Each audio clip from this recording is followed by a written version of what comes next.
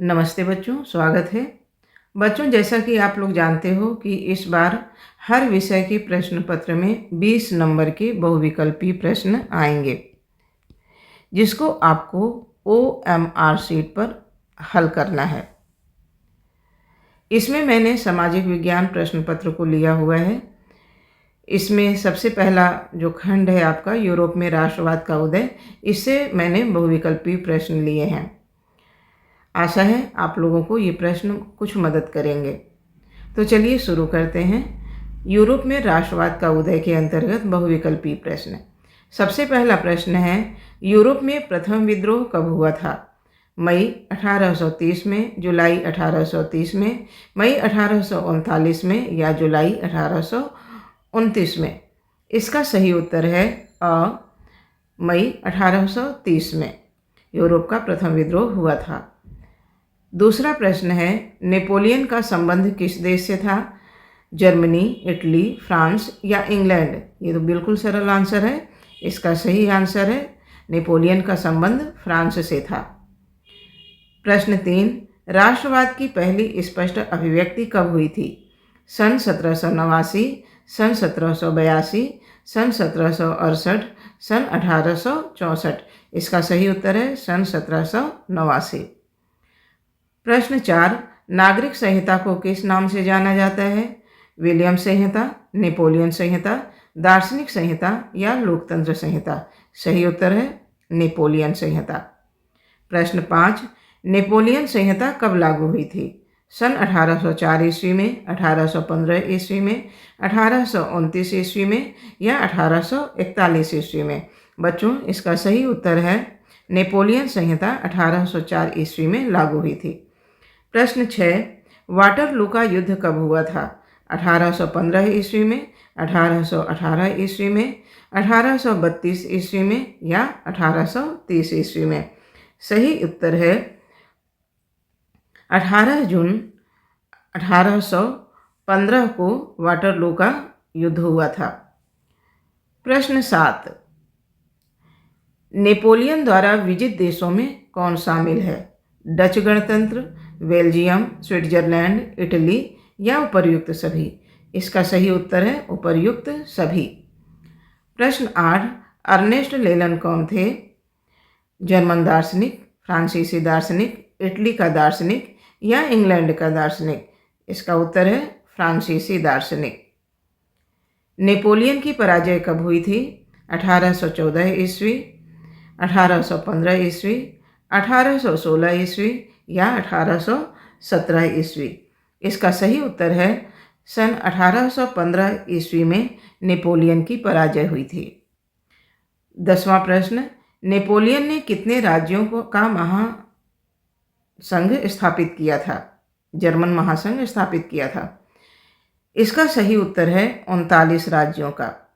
Napoleon ने 39 राज्यों का जर्मन महासंघ स्थापित किया था। प्रश्न 11, नेपोलियन को किन देशों ने मिलकर हराया? ब्रिटेन, रूस और प्रसा, ऑस्ट्रिया, उपर्युक्त सभी? तो नेपोलियन को सभी देशों ने मिलकर के हराया था। 12वां, राष्ट्रवाद का प्रारंभ किस देश में हुआ था? ये भी आप लोगों को पता है कि राष्ट्रवाद का प्रारंभ फ्रांस में हुआ था। प्रश्न 13, फ्रांसीसी क्रांति के दौरान कलाकारों ने स्वतंत्रता, न्याय और गणतंत्र जैसे विचारों को व्यक्त करने के लिए नारी रूपक का प्रयोग किया। इस नारी रूपक का नाम क्या था? तो इसका उत्तर है मारियान। ये भी आप लोगों को पता है, जर्मन की जर्मेनिया, फ्रांस की मारियान। प्रश्न 14, राष्ट्रवाद की अवधारणा का जन्म किस घटना से माना जाता है? धर्म सुधार आंदोलन से, पुनर्जागरण से, फ्रांस की क्रांति से, गौरवपूर्ण क्रांति से? इसका उत्तर है फ्रांस की क्रांति से राष्ट्रवाद की अवधारणा का जन्म माना जाता है। प्रश्न 15, फ्रांस और प्रसा का युद्ध कब हुआ था? 1865 ईस्वी, 1870 ईस्वी, 1872 ईस्वी या 1880 ईस्वी? इसका सही उत्तर है सन 1870 ईस्वी में फ्रांस और प्रसा का युद्ध हुआ था। फ्रांस में गणतंत्र की घोषणा कब हुई?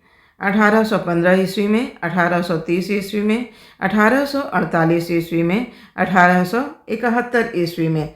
इसका सही उत्तर है 1848 ईस्वी में फ्रांस में गणतंत्र की घोषणा हुई थी। प्रश्न 17, बैंक ऑफ फ्रांस की स्थापना किसने की थी? ये भी आप लोगों को पता है, बैंक ऑफ फ्रांस की स्थापना नेपोलियन बोनापार्ट ने की थी।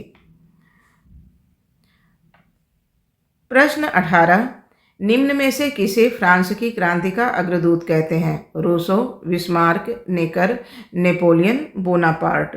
तो इसका सही उत्तर है रूसो। रूसो को फ्रांस की क्रांति का अग्रदूत कहते हैं। प्रश्न 19, फ्रांस की क्रांति में मुख्य भूमिका किस वर्ग की थी? इसका भी उत्तर एकदम आसान है, मध्यम वर्ग की। फ्रांस की क्रांति में मुख्य भूमिका मध्यम वर्ग की थी। ताइद किस प्रकार का कर था? व्यापार कर, नमक कर, धार्मिक कर या उपज कर? तो इसका ताइद था आपका उपज कर। ताइद उपज कर था। और अब दूसरा इसी में है, इसी तरह मिलता जुलता। टाइल क्या था? तो टाइल था भूमि कर। तो ताइद हो गया उपज कर और टाइल भूमि कर। अब है प्रश्न 22, मानव और नागरिक अधिकारों की घोषणा किस सभा ने की? इसका उत्तर है संविधान सभा ने मानव और नागरिक अधिकारों की घोषणा की थी। प्रश्न 23, जाल वेराइन का गठन कब किया गया था? तो जाल वेराइन का गठन किया गया था 1834 ईस्वी में। प्रश्न 24, जाल वेराइन किसका संघ था? शुल्क संघ, किसानों का संघ, विद्रोहियों का संघ या व्यापारियों का संघ? ये है शुल्क संघ। जाल वेराइन क्या था? शुल्क संघ था। जाल वेराइन द्वारा किए गए मुख्य कार्य क्या थे?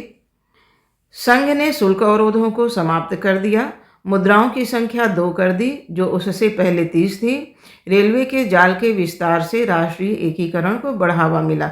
ये सभी कार्य जाल वेराइन द्वारा किए गए। अगर प्रश्न पूछा जाता है जाल वेराइन के द्वारा किए गए मुख्य कार्य क्या थे, तो आप ये तीनों लिख सकते हो। प्रश्न 26, वियना सम्मेलन की मेजबानी निम्न में से किसने की थी? मेटरनिख ने, बिस्मार्क ने, चार्ल्स दशम ने, इनमें से कोई नहीं। तो सही उत्तर है वियना सम्मेलन की मेजबानी मेटरनिख ने की थी। प्रश्न 27, फ्रांस में किस शासन वंश की पुनर्स्थापना वियना कांग्रेस द्वारा की गई थी? तो इसका उत्तर है, एकदम आसान उत्तर है, बूर्बो वंश। तो फ्रांस में बूर्बो वंश शासन की स्थापना वियना कांग्रेस द्वारा की गई थी। प्रश्न 28, ऑटो वान बिस्मार्क का संबंध किस देश से था? तो इसका भी एकदम सही और सरल उत्तर है जर्मनी से। ऑटो वान बिस्मार्क का संबंध कहाँ से था? जर्मनी से। अभी इसमें आगे हम लोग देखते हैं जर्मनी के प्रश्न। रक्त और लौह की नीति किसने अपनाई? ऑटो वान बिस्मार्क ने, काबूर ने, जियुसेppe ने, विलियम द्वितीय ने। तो इसका भी आंसर एकदम सरल है, ऑटो वान बिस्मार्क ने रक्त और लौह की नीति अपनाई थी। प्रश्न 30, जर्मनी के एकीकरण में मुख्य भूमिका किसकी थी? जियुसेppe गैरिबाल्डी, काबूर या ऑटो वान बिस्मार्क, नेपोलियन, विलियम प्रथम, किसकी मुख्य भूमिका थी? तो इसका सही उत्तर है ऑटो वान बिस्मार्क ने मुख्य भूमिका निभाई थी जर्मनी के एकीकरण में। प्रश्न 31, जर्मन राष्ट्र का नारी रूपक क्या है? अभी मैंने ऊपर ही बताया था कि जर्मन राष्ट्र का नारी रूपक जर्मेनिया है।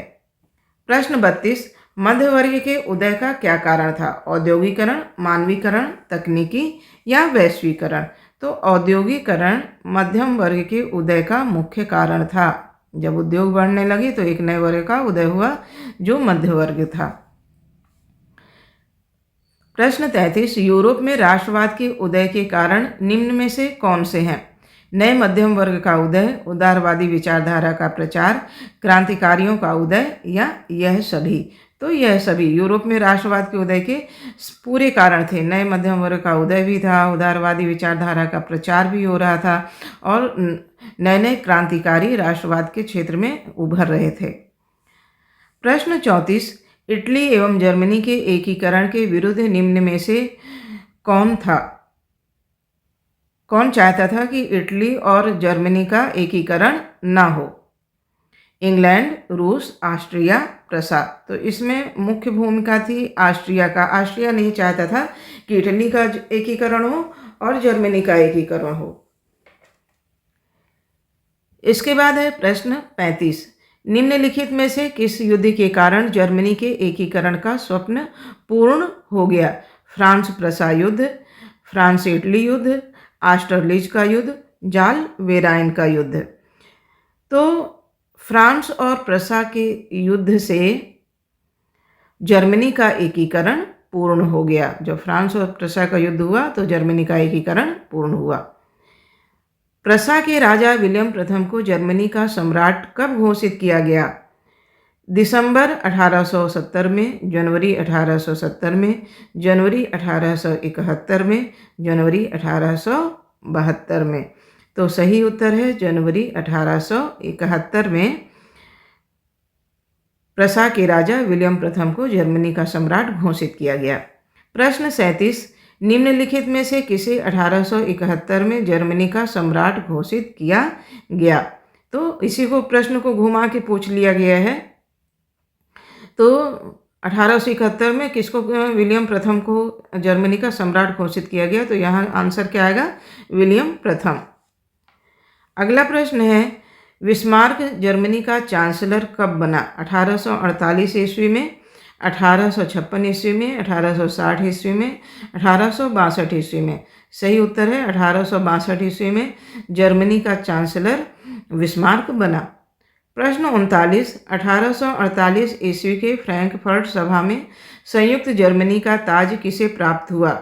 फ्रांस के शासक को, ऑस्ट्रिया के शासक को, प्रसा के शासक को या इटली के शासक को? तो 1848 ईस्वी के फ्रैंकफर्ट सभा में संयुक्त जर्मनी का ताज प्रसा के शासक को प्राप्त हुआ। प्रसा के शासक को प्राप्त हुआ। अब आते हैं प्रश्न 40 पर। जर्मनी के एकीकरण के बाद चांसलर कौन बना? तो जर्मनी के एकीकरण के बाद सीधे से आप लोग जान रहे हो कि मुख्य तो यही था, बिस्मार्क ही था।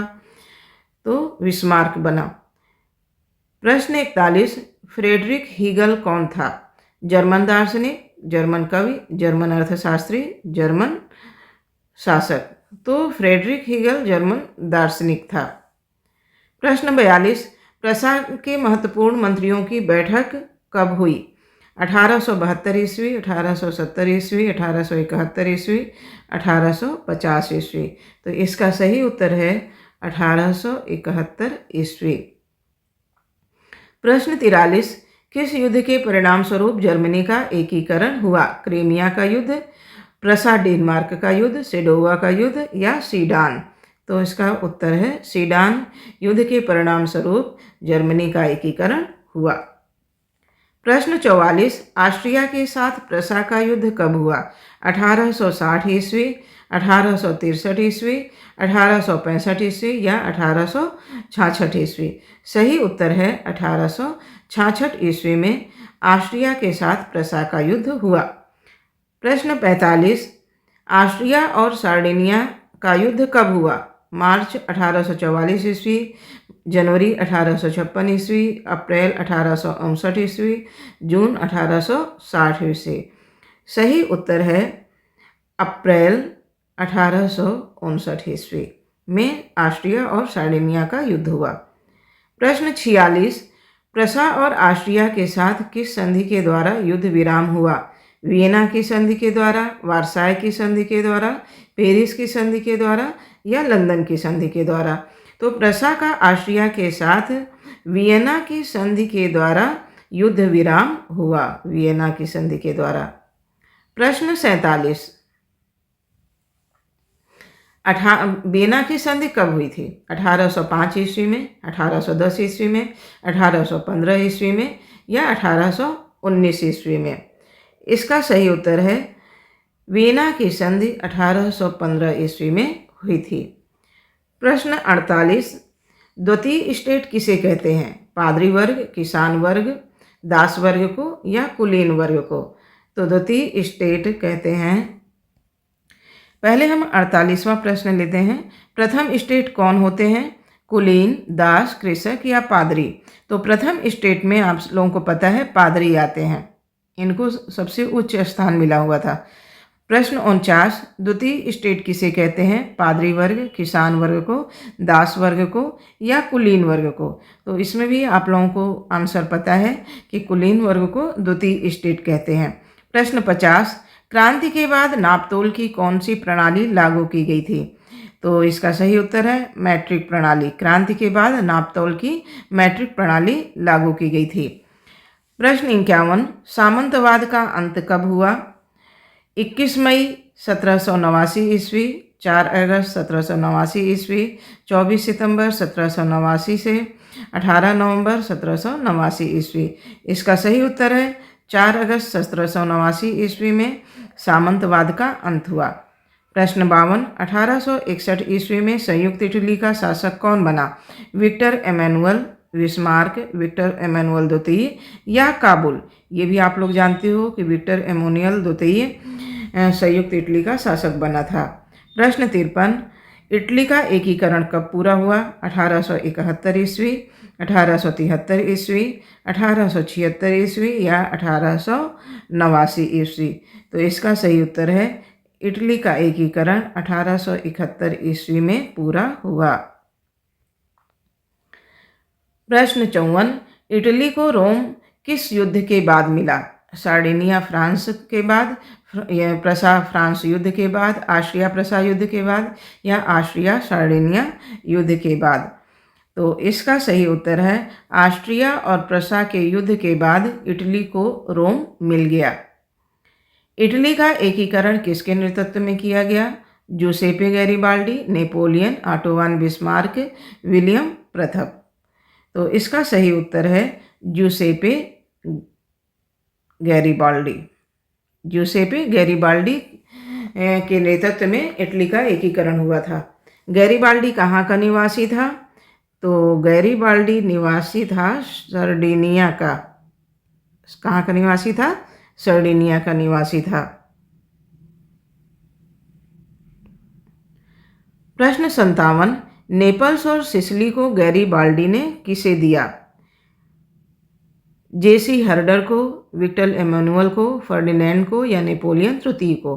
तो नेपल्स और सिसिली को गैरिबाल्डी ने विक्टर एमेनुअल को दिया। काबूर की मृत्यु कब हुई? 1852 ईस्वी में या 1855 ईस्वी में, 1858 ईस्वी में या 1861 ईस्वी में?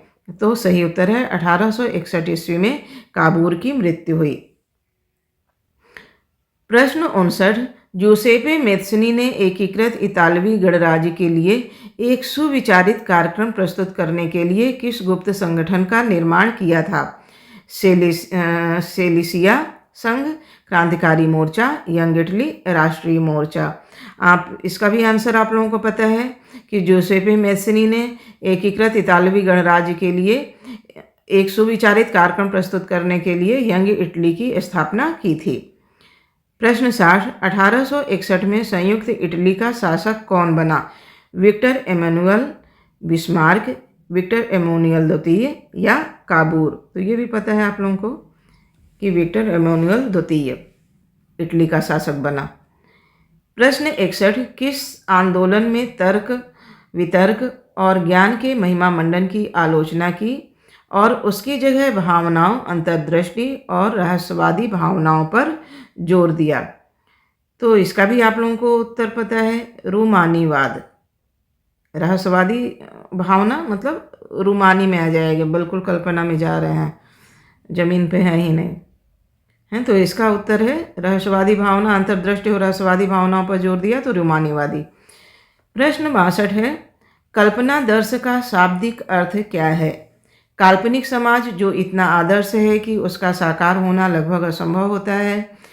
किसी समाज के द्वारा स्वर्गलोक की कल्पना, किसी व्यक्ति के द्वारा कल्पना करना, किसी राज्य का कल्पना में भटकना। तो इसका सही उत्तर है काल्पनिक समाज जो इतना आदर्श हो कि उसका साकार होना लगभग असंभव होता है।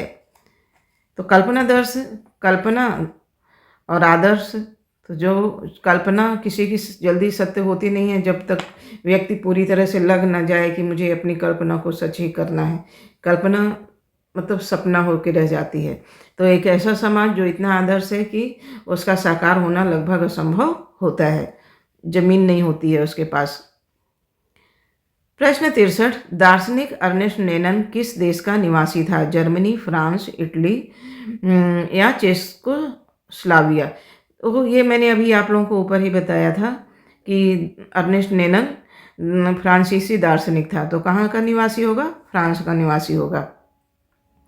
प्रश्न 64, United kingdom of great Britain का गठन कब हुआ था? 1700 ईस्वी में, 1705 ईस्वी में, 1707 ईस्वी में या 1710 ईस्वी में? तो सही उत्तर है 1707 ईस्वी में United kingdom of great Britain का गठन हुआ था। प्रश्न 65, ब्रिटेन की संसद ने किसके माध्यम से महिलाओं को एकाधिकार प्रदान किया? तो ये भी आप लोगों को पता है, कौन देगा? पार्लियामेंट ही देगी, और तो कोई दे ही नहीं सकता है।